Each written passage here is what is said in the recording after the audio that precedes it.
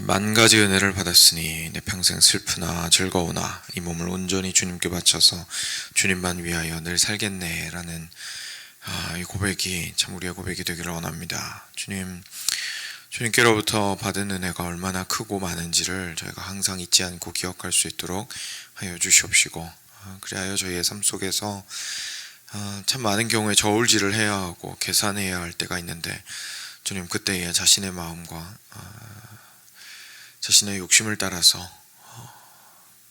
그 계산의 결과를 내는 것이 아니라 오직 주님께서 얼마나 큰 은혜를 저에게 베풀어 주셨는지를 저희로 기억하여 그 감사한 마음으로 저희의 인생을 따라갈 수 있도록 하여 주셔서, 우리의 인생이 비록 다른 사람들과는 조금 다른 모습일 수 있겠으나 저희의 마음은 세상이 빼앗을 수 없는 평안과 기쁨이 가득할 수 있도록 주님 은혜를 베풀어 주시옵소서.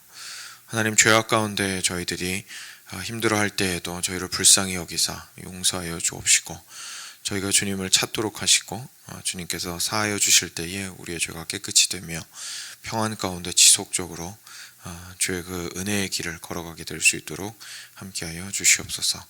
주님, 이 아침에 이 시간이 그러한 시간이 되기를 원합니다. 우리를 가르치시고 우리를 인도하시고 우리를 밝히 보이시고 우리를 굳건케 하여 주시기를 간절히 간구드립니다.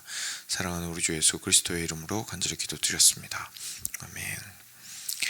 네, 마태복음 26장입니다. 같이 보겠습니다.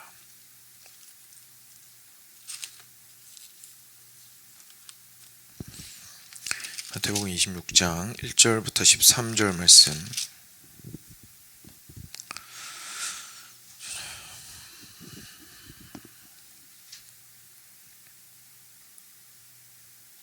같이 교독하겠습니다. 제가 먼저 한 절 읽겠습니다. 예수께서 이 말씀을 다 마치시고 제자들에게 이르시되, 너희가 아는 바와 같이 이틀이 지나면 유월절이라 인자가 십자가에 못 박히기 위하여 팔리리라 하시더라. 그때 대제사장들과 백성의 장로들이 가야바라 하는 대제사장의 관정에 모여 예수를 흉계로 잡아 죽이려고 의논하되 말하기를 밀란이 날까 하노니 명절에는 하지 말자 하더라. 예수께서 베다니 나병 환자 시몬의 집에 계실 때에 한 여자가 매우 귀한 향유 한 옥합을 가지고 나와서 식사하시는 예수의 머리에 부으니 제자들이 보고 분개하여 이르되 무슨 의도로 이것을 허비하느냐, 이것을 비싼 값에 팔아 가난한 자들에게 줄 수 있었겠도다 하거늘, 예수께서 하시고 그들에게 이르시되 너희가 어찌하여 이 여자를 괴롭게 하느냐, 그가 내게 좋은 일을 하였느니라. 가난한 자들은 항상 너희와 함께 있거니와 나는 항상 함께 있지 아니하리라. 이 여자가 내 몸에 이 향유를 부은 것은 내 장례를 위하여 함이니라. 같이 읽겠습니다. 내가 진실로 너희에게 이르노니 온 천하에 어디서든지 이 복음이 전파되는 곳에서는 이 여자가 행한 일도 말하여 그를 기억하리라 하시니라. 아멘. 네. 드디어 얼마 남지 않았습니다. 그래서 예수님께서 십자가에 못 박히시는 날이 유월절이었습니다. 6월절 이틀이 지나면 이제 6월절이 된다라고 하는 때가 되었는데요. 예수님께서 굉장히 정확하게 이번에 숨기는 거 없이 제자들한테 말씀하십니다. 사실상 알아듣든지 못 알아듣든지 얘기하시는 거죠. 제자들 입장에서는 이게 무슨 소린가 싶은 말씀이실 수도 있었는데, 인자가 십자가에 못 박히기 위하여 팔리느니라 라고 이야기를 하십니다. 그래서 예수님께서 굉장히 정확하게 말씀하셨습니다. 무엇을 통하여 죽게 될 것인지 십자가 형틀에 대해서 이야기를 하셨고, 그리고 팔릴 것이다 라고 이야기를 하셨죠. 그래서 어떤 과정을 통해서 그 십자가에 올라가시게 될 것인지에 대해서도 이야기를 하십니다. 그게 십자가에 올라간다고 해서 다 팔려서 올라가는 게 아니잖아요. 자기 죄를 인하여서 올라갈 수 있는 건데, 어떤 음모라든지 아니면 누군가의 배반이라든지 하는 방식으로 팔려서 십자가에 못 박혀 그 형틀에서 죽게 되실 거라는 것에 대해서 이야기를 하십니다. 너무 극단적이기도 하고 사실 끔찍한 일이기도 하고, 십자가 형틀이 그 당시에 엄청나게 큰, 그러니까 단순한 사형이 아니라 배반자들을 처형하고 처단하는 방식이었고, 그래서 사회적인 이슈가 당연히 될 수 있는 문제였고, 근데 그런 죽음에 대해서 예수님께서 입에 언급하시면서 내가 그렇게 죽을 것이다 라고 얘기하는 것은 당연히 제자들 입장에서는 잘 이해가 안 됐겠죠. 꼭 그들이 어리석어서라기보다 그만큼 참 굉장한 일이었기 때문입니다. 그래서 예수님께서 일단 이렇게 말씀을 하셨습니다. 근데 그때 마침 대제사장들과 백성의 장로들이 가야바라고 하는 대제사장의 관정에 모여서 예수를 흉계로 잡아 죽이려고 의논하기 시작하던 때였습니다. 아니 이제 성경이 두 가지 장면을 동시에 보여주는 거죠. 예수님과 함께한 제자들에게 예수님께서 당신의 죽음에 대해서 예언하시는 부분, 그리고 다른 쪽에서는 실제로 그 일을 이루어가고 있는 악한 무리들의 모습, 이렇게 함께 보여주시고 있습니다. 그래서 거기에는 대제사장들이 있었고요. 원래 모세 때의 대제사장은 딱 한 명이었잖아요. 근데 계속해서 이제 구조가 발전을 하면서 여러 가지 일들을 담당하는 복수의 리더들이 이제 생기게 된 거죠. 그래서 대제사장들이 되었고, 그리고 백성의 장로들이라고 얘기를 하는 건 꼭 종교 지도자가 아닐 수도 있습니다. 그러니까 정치 지도자나 사회적 인사들이 될 수 있겠죠. 그러니까 지금 얼마나 이 일을 치밀할 뿐만 아니라 사실 이렇게 당시 이스라엘 사회 전반에 걸쳐서 가장 높은 위치에 있는 민족 지도자들이 이것을 함께 계획을 했는지를 알 수가 있습니다. 그래서 종교 지도자들, 유대교 종교 지도자들과 그리고 일반 사람들 중에 사회적인 지도자들이 함께 모여서 예수를 흉계로 잡아 죽이려고 의논하기 시작합니다. 그리고 나서 말하는 것이 밀란이 날 수가 있다. 그러니까 이 사람들이 얼마나 예수가 죽는 사건에 대해서 심각하게 요동할지에 대해서 잘 알고 있는 거죠, 본인들이. 그래서 실제 누가 이런 일을 행했는지가 전면에 드러나게 되고, 그리고 그것이 사람들에게 알려지면 당연히 밀란이 일어나게 될 것을 애들이 이야기를 했었습니다. 그래서 명절, 사람들이 많이 모였을 때는 좀 위험하니까 웬만하면 하지 말자라고 얘기를 합니다. 근데 사실 결과적으로는 명절에 죽으셨습니다. 그렇죠? 6월절에 죽으셨고요.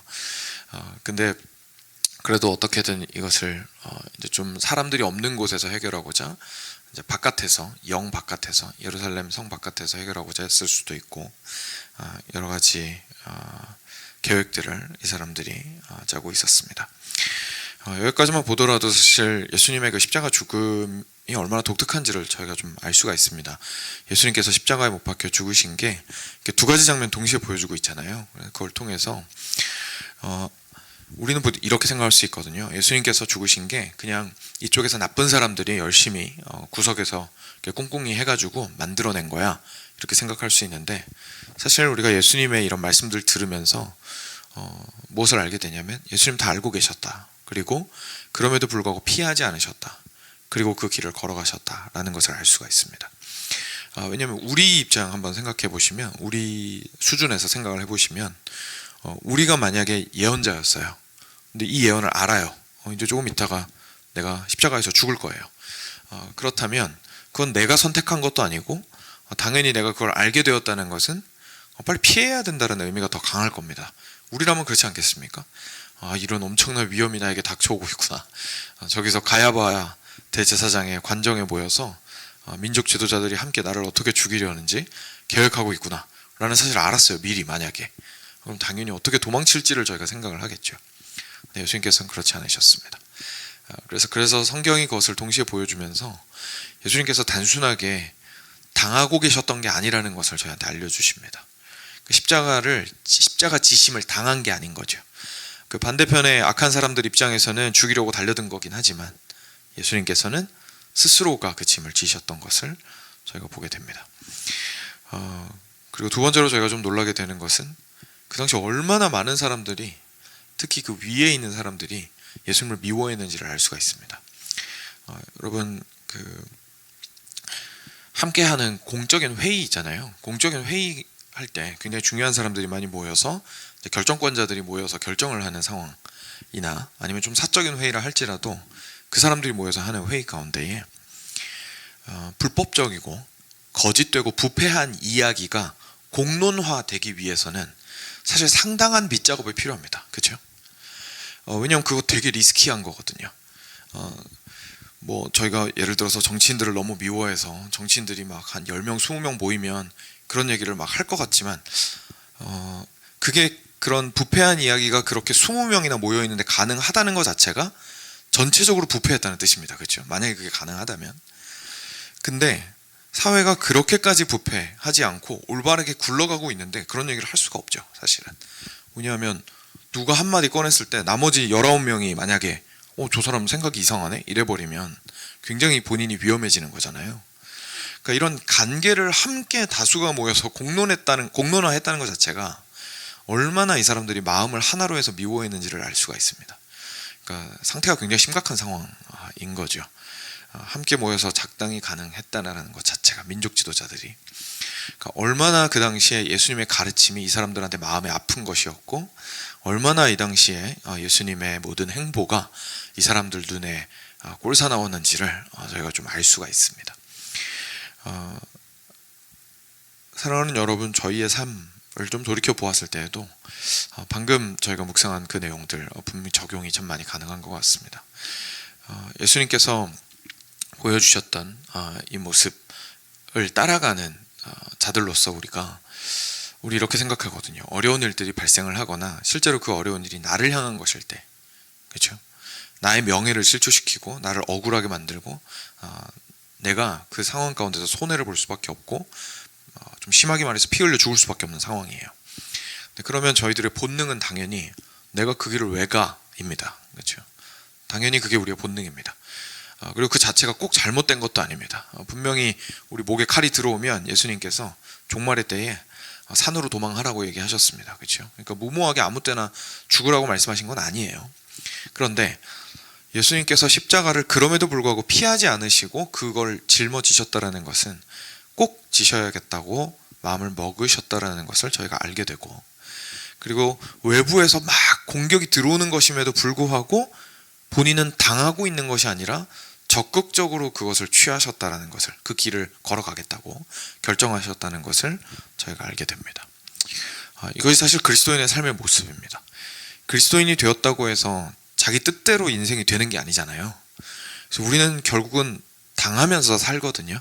왜냐하면 인생은 내 마음대로 되는 게 없지 않습니까? 그러니 그게 다른 사람에 의한 것이든 다른 집단에 의한 것이든 하나님께서 강권적으로 역사하시는 것이 느껴지든 어떤 것이든 간에 우리가 우리 뜻대로 되는 것은 없습니다. 그런데 우리 뜻대로 할 수 없는 그 상황과 인생 속에서 내가 스스로 그 삶이 옳다고 하여서 선택하지 않는다면, 그게 남이 나한테 뭐라고 하든지 말든지 이게 옳다면 나는 이 길을 선택하리라 라는 마음이 없다면 사실 우리는 항상 억울하기만 할 겁니다. 항상 억울하기만 할 겁니다. 그리고 항상 자기 영광을 구하기만 하겠죠. 굉장히 쉬운 예를 하나 들어드리면, 저희가 방에서 아이가 방을 치워야 되는데 엄마가 와가지고 방 치웠니? 라고 물어봅니다. 그죠? 그러면은 갑자기 짜증이 확 나잖아요. 그러면서 방 치우기가 싫어져요. 그죠? 왜냐하면 그걸 치우는 순간 뭐가 됩니까? 내가 한 게 아니게 되잖아요. 왜냐하면 나는 내가 하려고 그랬는데, 그때 엄마가 나한테 와서 방 치웠니? 라고 물어봐서 방을 치우게 되면 그 방 치운 게 내 일이 아니게 됩니다. 엄마가 시켜서 한 거거든요. 그럼 엄마가 시켜서 하게 되면 기분이 좋을까요? 안 좋을까요? 안 좋죠. 왜냐하면 자기가 잘한 게 아니잖아요. 그러니까 나는 아들의 마음을 잘 모르시는 것 같은 얼굴이군요. 그런 마음입니다. 제가 지금 설명을 해드리는 거예요. 그런 마음이어서 그걸 반대하는 겁니다. 그러니까 이게 그냥 옳은 일이냐 아니냐로 듣는 게 아니라 마음에 무슨 마음이 꽉 차 있는 거냐면 난 인정받고 싶은 거예요. 내가 인정받으려면 내가 해야 되거든요. 근데 내가 내 타이밍에 하려고 했는데, 그래서 나는 칭찬받는 좋은 사람이었으면 좋겠는데 누가 시키면 그게 다 허투루 돌아가잖아요. 저 사람이 시켜서 한 거니까. 그리고 실제로 내가 시켜서 한 걸 하면 누가 칭찬해 줍니까? 아무도 칭찬 안 해주잖아요. 그죠? 그래서 짜증이 나는 거예요, 사람이.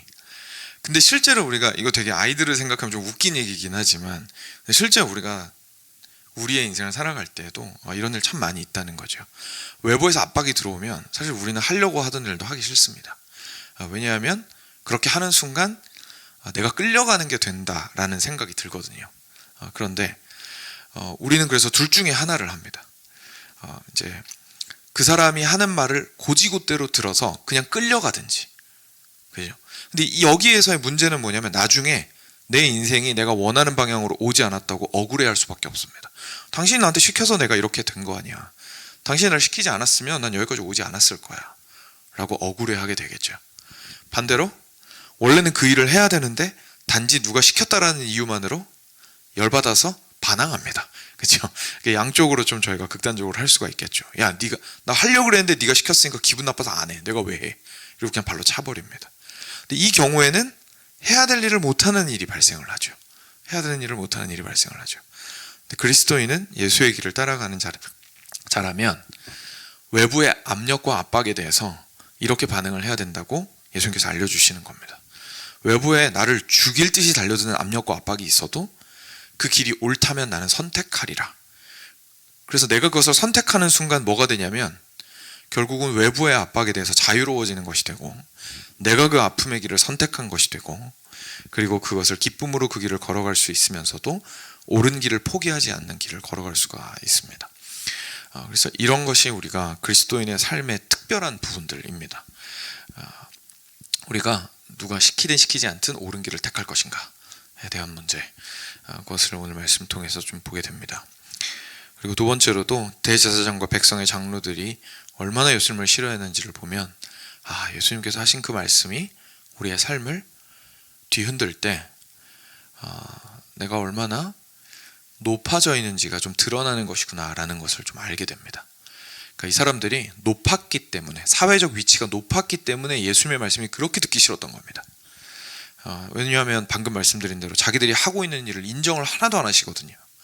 너희들이 하는 거 다 회칠한 무덤이야.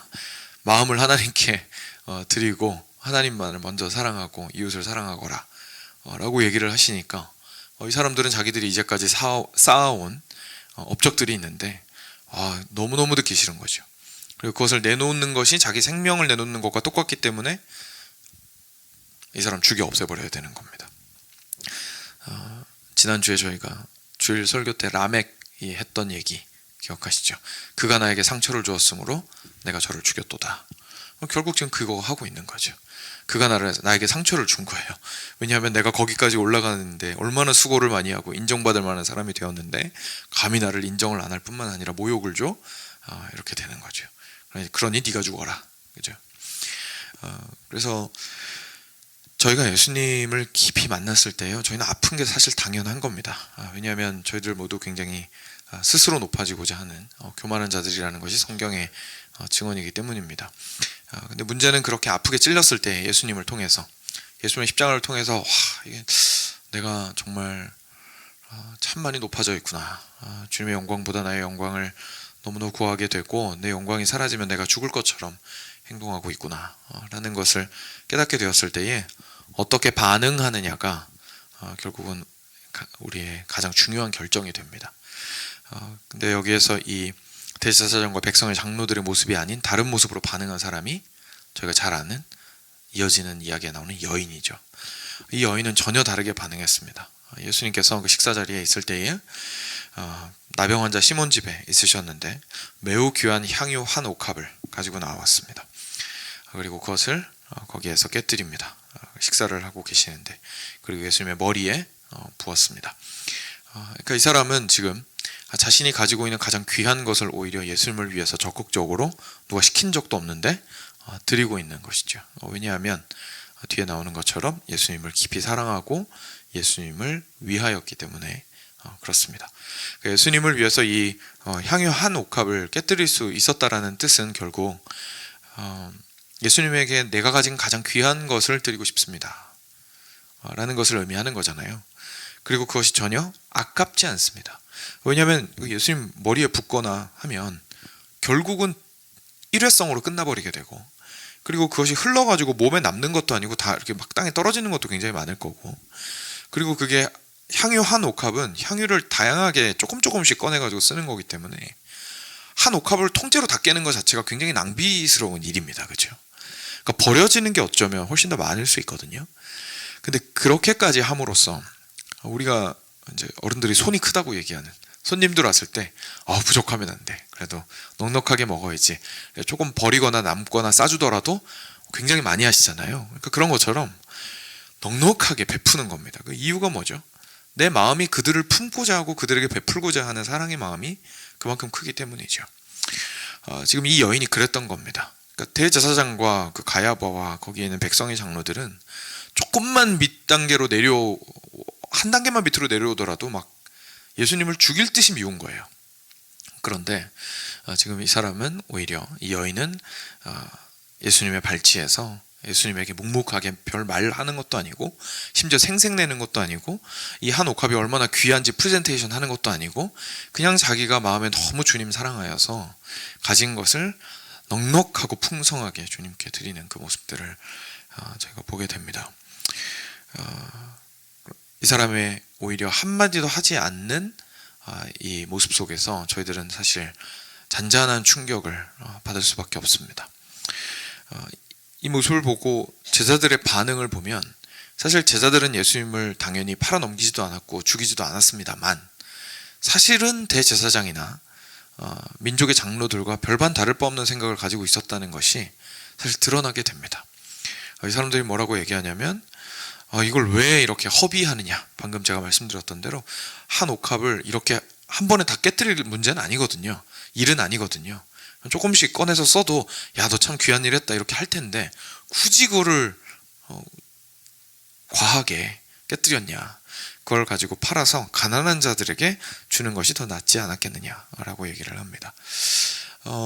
여기에서 제자들의 마음이 무엇이 드러났냐면요, 그러니까 이 말씀이 악한 마음에서 출발한 게 일단 아니라고 저희가 생각을 해보겠습니다. 진짜 선한 마음이라고 저희가 생각을 해보죠. 선한 마음이라고 생각을 하고, 그래도 진짜로 진심으로 저걸 저렇게 낭비하는 건 좀 아닌 것 같은데, 저거 팔아서 가난한 사람들한테 좀 주었으면 정말 많은 사람들이 도움을 얻을 수 있지 않았을까? 좋은 겁니다. 그렇죠? 가난한 자 돕는 것도 좋은 거고, 비싼 물건을 아끼는 것도 당연히 좋은 겁니다. 그러니까 이 사람들의 말이 좋은 마음에서 출발하였다면 그렇게 틀린 말이 아니거든요. 근데 그렇게 보았을 때 예수님께서 하신 말씀이 정말 우리한테 빛이 납니다. 우리의 고정관념을 깨뜨리거든요. 왜냐하면 우리가 생각했을 때 그렇게 가난한 사람들을 위해서 아껴서 쓰고 나 자신의 삶을 만들어 나가는 것은 좋은 것입니다. 근데 예수님께서 그 다음에 뭐라고 얘기하시냐면, 가난한 자들은 항상 너희와 함께 있거니와 나는 항상 함께 있지 아니하니라.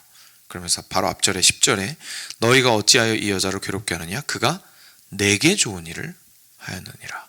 그러니까 예수님 지금 어떻게 하고 계시냐면요, 저울 위에 가난한 사람들과 예수님을 올려놓으신 겁니다. 그러니까 착한 일을 올려놓으신 거예요. 니네들의 마음이 나쁘다 이런 얘기를 하신 게 아니고, 가난한 자들을 위해서 일하는 게 좋은 일이라는 거예요. 그 좋은 일을 저울 위에 올려놓으신 겁니다. 그리고 반대편에 예수님을 저울 위에 올려놓았습니다. 누가 더 무겁다는 겁니까? 예수님이 더 무겁다는 겁니다. 그러니까 우리가 대제사장이나 이런 사람들이 계획하였던 나쁜 일만, 예수님이 하신 나쁜 일만 비교했을 때 예수님이 가시는 길이 그 길보다 더 고귀하다, 이게 아니고, 예수님이 실제로 모든 착한 일보다도 더 귀하시고 더 영광스러우시고 우리가 더 추구해야 되는 분이다라는 것을 실제로 예수님께서 지금 얘기하고 있으신 겁니다. 그래서 예수님께서 율법학자가 예수님께 나와서, 젊은 청년이 예수님께 나와서 율법에 대해서 물어보았을 때, 첫 번째가 하나님을 사랑하는 것이고 두 번째가 이웃을 사랑하는 것이다 라는 얘기를 하셨던 거를 지금 얘기하고 계신 거죠. 그러니 지금 이 여인을 뭐라고 칭찬하고 계신 거냐면, 이 여인은 누구를 먼저 사랑했다고요? 하나님을 먼저 사랑하였느니라. 그러니 잘하였도다 라고 얘기하신 겁니다. 절대로 하나님 사랑이 이웃 사랑을 이렇게 치워버리지 않습니다. 그죠? 그거는 저희가 꼭 기억해야겠지만, 근데 두 개가 혹시나 충돌할 때가 온다면 분명히 먼저 취해야 할 것은 하나님 사랑이라는 것을 예수님께서 이야기하십니다. 그리고 여기에서 문제가 발생을 했기 때문에 제자들은 이 상황에서 분노했던 것이고, 실제로 앞에 있었던 대제사장들과 민족의 그 리더들은, 지도자들은 그 부분을 받아들일 수 없었기 때문에 그렇게까지 분개했던 것이고, 그리고 예수님이 더 귀하다는 사실을 인정할 수 없었을 때 결국 하고자 하는 가장 극단적인 행동은 예수님을 죽여 없애는 것이었다라는 것을 저희가 오늘 좀 기억했으면 좋겠습니다.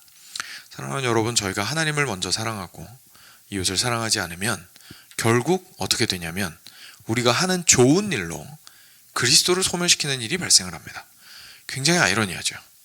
우리는 우리가 인생을 잘 열심히 성실하게 착하게 잘 살면, 남들한테 베풀면서 살면, 그러면 우리가 인정받을 수 있을 것이라고 생각을 하거든요. 그런데 실제로 그것이 소중하지 않다는 것이 아니라 저울에 올려놓으면 그 말입니다. 예수님과 비교를 한다면 비할 바는 아니다라는 것입니다. 그래서 그것이 참 좋은 일이긴 하지만 우리는 가장 우선순위에 그리스도를 놓고 우리가 주님 앞으로 나오며 주의 길을 가는 제자들이 되어야겠습니다. 그리고 그 길은 어떤 길인지 제가 첫 번째 부분 좀 묵상하면서 알려드렸던 것들을 다시 한번 기억해 보시면서 어떻게 적극적으로 하나님과 이웃을 사랑할 것인가에 대해서 저희가 다시 한번 고민해보는 귀한 시간이 있기를 간절히 바랍니다. 같이 함께 주님께 나아가도록 하겠습니다.